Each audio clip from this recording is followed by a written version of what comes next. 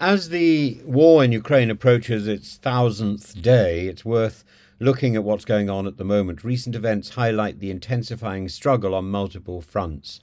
On November the 9th, Ukraine faced another brutal barrage of drone and missile attacks, primarily targeting Odessa and Kharkiv. These strikes, which left one dead and over 30 people injured, were emblematic of Russia's relentless bid to destabilize and exhaust Ukrainian cities and strategic hubs. The assault on Kharkiv, which injured at least 25 people, underscores the severity of the Eastern Front, where Russian forces are pressing against Kurakhove, a critical point for controlling the Donbass. And, of course, you mustn't forget the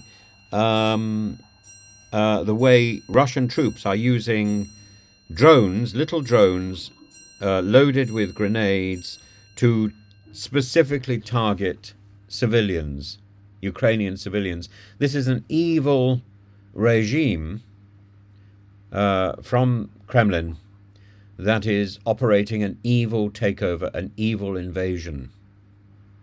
And it doesn't really matter what else you think about Ukraine or about Russia.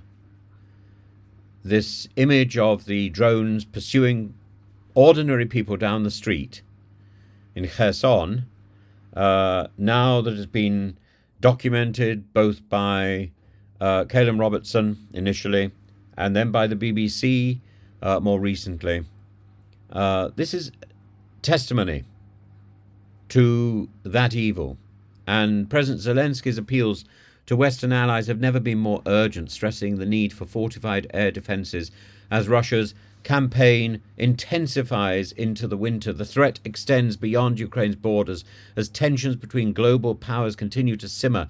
Iran's involvement in the region has cast a long shadow. Iran's foreign minister, Abbas Araghchi, has warned about the potential global spread of Middle Eastern conflicts, with Israel's battles with Iranian-backed Hezbollah in Lebanon illustrate Tehran's strategic posture. Iran's rhetoric, coupled with its military aid to Russia and to its proxies, positions it as a destabilizing force not only for Ukraine but for for the Euro-Atlantic security at large. And into this complex geopolitical web enters Donald Trump. Freshly elected, Trump's relationship with both Vladimir Putin and Ukraine is under scrutiny as never before. His expressed admiration for Putin and comments about ending the Ukraine war on day one have created anxiety in Kyiv, and of course it hasn't happened. Trump's approach, ambiguous promises coupled with a history of reducing foreign aid, signals potential shifts in US policy that could compromise Ukraine's war effort. His dialogue with Elon Musk, who promised continued support through Starlink, but whose involvement may signal broader private sector shifts in US backing, adds to this complex tableau.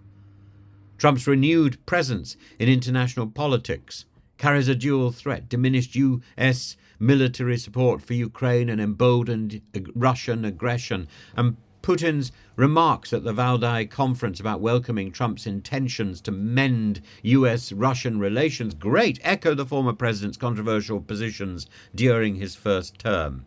The alignment, whether strategic or incidental, could lead to pressure on Kyiv to negotiate under terms heavily favouring Moscow, particularly as Putin's insistent on acknowledging the realities on the ground continues to sideline Ukraine's sovereignty.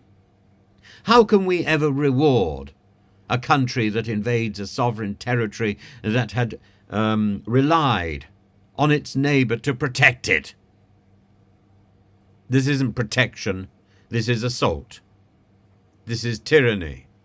This is invasion.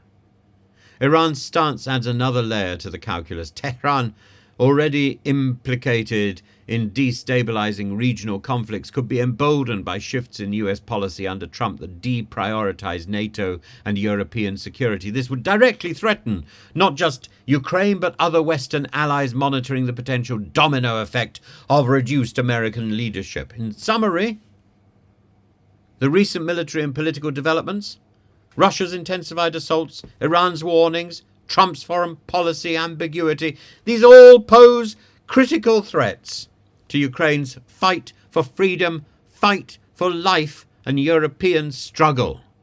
Ukraine is fighting our war.